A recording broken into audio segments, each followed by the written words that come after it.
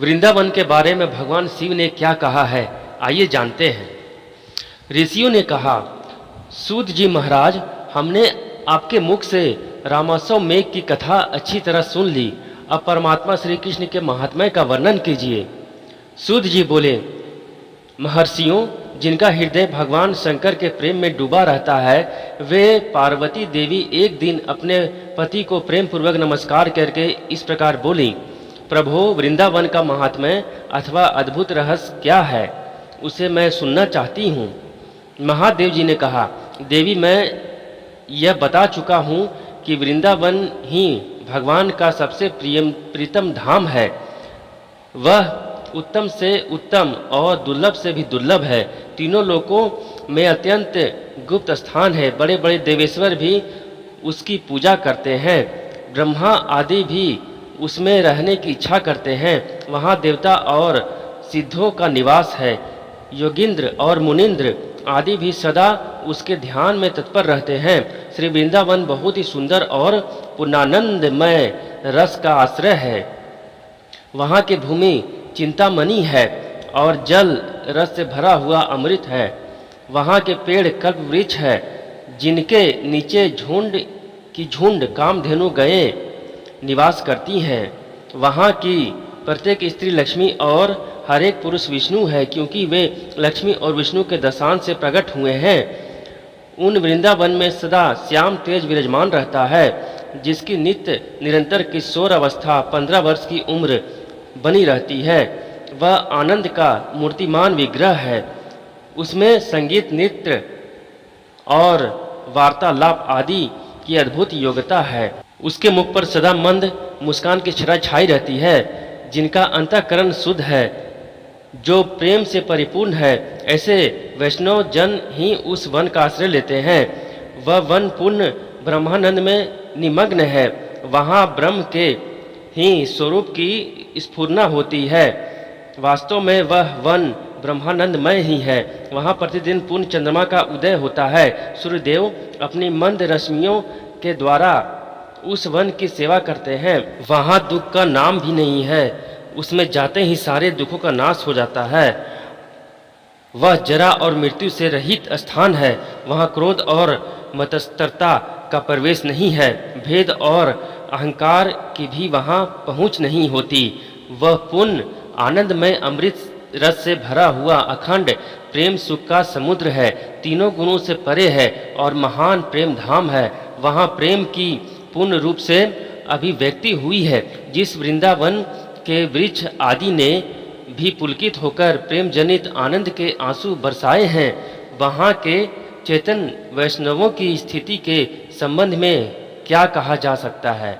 भगवान श्री कृष्ण के चरण रज का स्पर्श होने के कारण वृंदावन इस भूतल पर नित्य धाम के नाम से प्रसिद्ध है। वह सहस्र दल कमल का केंद्र स्थान है। उसके स्पर्श मात्र से यह पृथ्वी तीनों लोकों में धन समझी जाती है। भूमंडल में वृंदावन गुह्य से भी गुह्यतम, रमणीय, अविनाशी तथा परमानंद से परिपूर्ण स्थान है। वह गोविंद का अक्षय धाम है। उसे भगवान के रूप से भी नहीं समझना चाहिए। वह अखंड ब्रह्मानंद का आश्रय है, जहाँ की धूलि का स्पर्श होने मात्र से मोक्ष हो जाता है।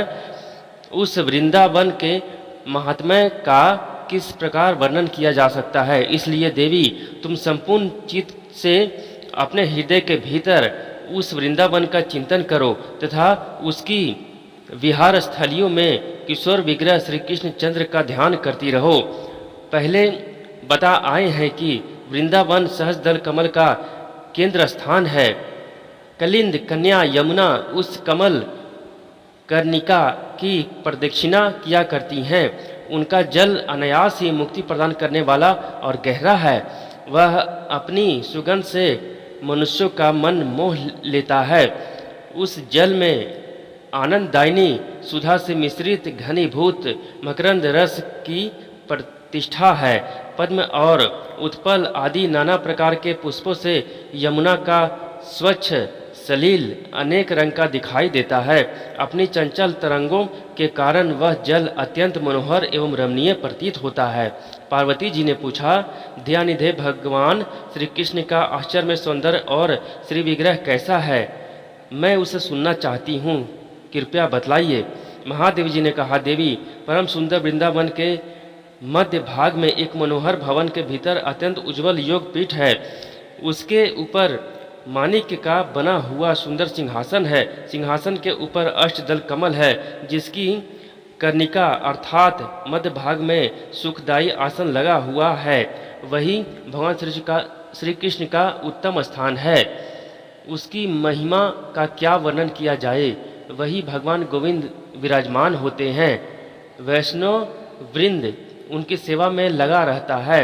भगवान का ब्रज, उनकी अवस्था और उनका रूप, ये सभी दिव्य है। श्री कृष्ण ही वृंदावन के अधीश्वर है, वही ब्रज के राजा हैं। उनमें सदा षड्विध ऐश्वर्य विद्यमान रहते हैं। वे ब्रज की बालक बालिकाओं के एकमात्र प्राण वल्लभ हैं और किशोरावस्था को पार करके यौवन में पदार्पण कर रहे हैं। उनका शरीर अद्भुत है। वे सबके आदि कारण है, किंतु उनका आदि कोई भी नहीं है। वे नंद गोपाल के प्रिय पुत्र रूप से प्रकट हुए हैं, परंतु वास्तव में अजन्मा एवं नित्य ब्रह्म है। उन्हें वेद की श्रुतियाँ सदा ही खोजती रहती है। उन्होंने गोपीजनों का चित्त चुरा लिया है। वही परम धाम है। उनका स्वरूप सबसे उत्कृष्ट है। उनका श्री विग्रह 2 भुजाओं से सुशोभित है। वे गोकुल के अधिपति हैं। ऐसे गोपी नंदन श्री कृष्ण का इस प्रकार ध्यान करना चाहिए। दोस्तों, आगे ध्यान बताया गया है भगवान शिव के द्वारा, जो सबसे उत्तम ध्यान है। अगर आप लोग को ध्यान चाहिए तो कमेंट में मुझे बताइए और मेरे चैनल को सब्सक्राइब भी कर दीजिए। धन्यवाद।